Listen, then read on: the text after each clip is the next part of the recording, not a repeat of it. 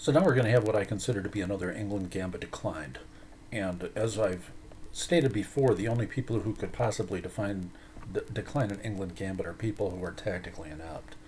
And what we're going to do is we're going to be as aggressive as possible in this particular situation because they're playing extremely passively. Now, some very highly rated players do this, and they consider it very sound. They're afraid of people who know every variation of these types of things we play. So the fact is that in this particular way of declining it, he actually accepts it. And this is an initial acceptance, you could say, but he doesn't try to hold on to the pawn. So I'm going to consider this a decline. So let's go and look at how this happens. And the interesting thing about this game, as we see, he doesn't attempt to do anything about that pawn, is that we can get into an ending and still have an attack. So this has happened before, and this is a way that you can increase your rating points a couple hundred points in a big hurry. It's by recognizing when there's attacks and big transitions into endgames. So he's wasting a lot of time moving the same knight around, but it says he still has an advantage. Now I simply protect that pawn, and this is a very even game at this point, but what can you hope for is black? So h3 makes no sense.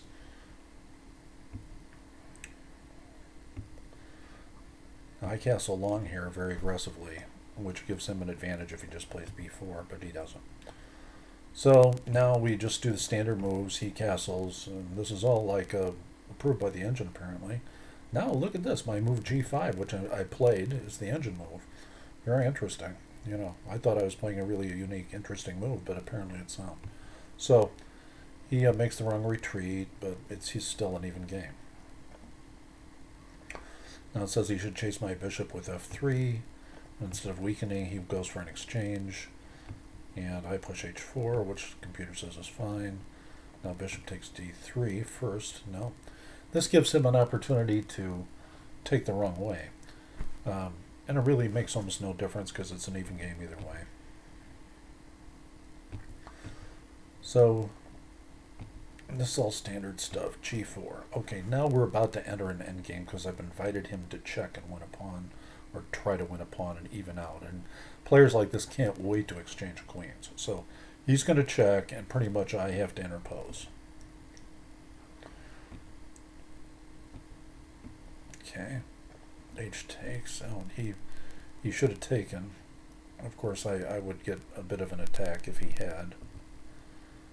H takes g4, knight takes g4. Very little difference here. So we take, he takes back, and now it says rook on h checks is the right move. Instead, I move my knight. Requires exact play by him because I have a bit of an attack going now, and he makes the wrong move. So he needed to move his king in the corner. Okay. So what's going on here? Check. He needs to move king to h2, which he does. Knight to g3. I get a very small advantage out of this now. But if you'll notice in this particular position, he's got a bad bishop on the outside of a pawn structure. So this is kind of interesting. Usually the bad bishop is on the other side of the pawns where it has no scope. Here it has no scope because it's attackable.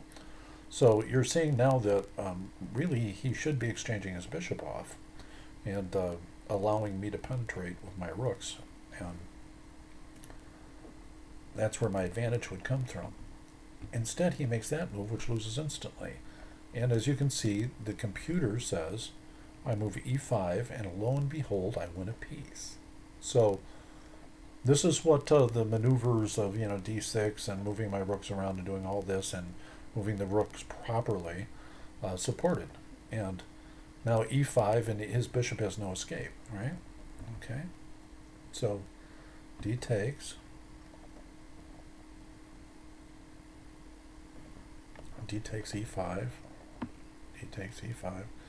In moving his rook to f2, he set up a fork on his king and rook, so he can't capture the knight, and thus he loses the piece. So this is where he resigns the game. And this is an important lesson, even when things look completely innocent and innocuous when you're getting into an endgame. you have the slightest bit of an advantage, and in one move it turns from half a pawn to a win. And that's the lesson today.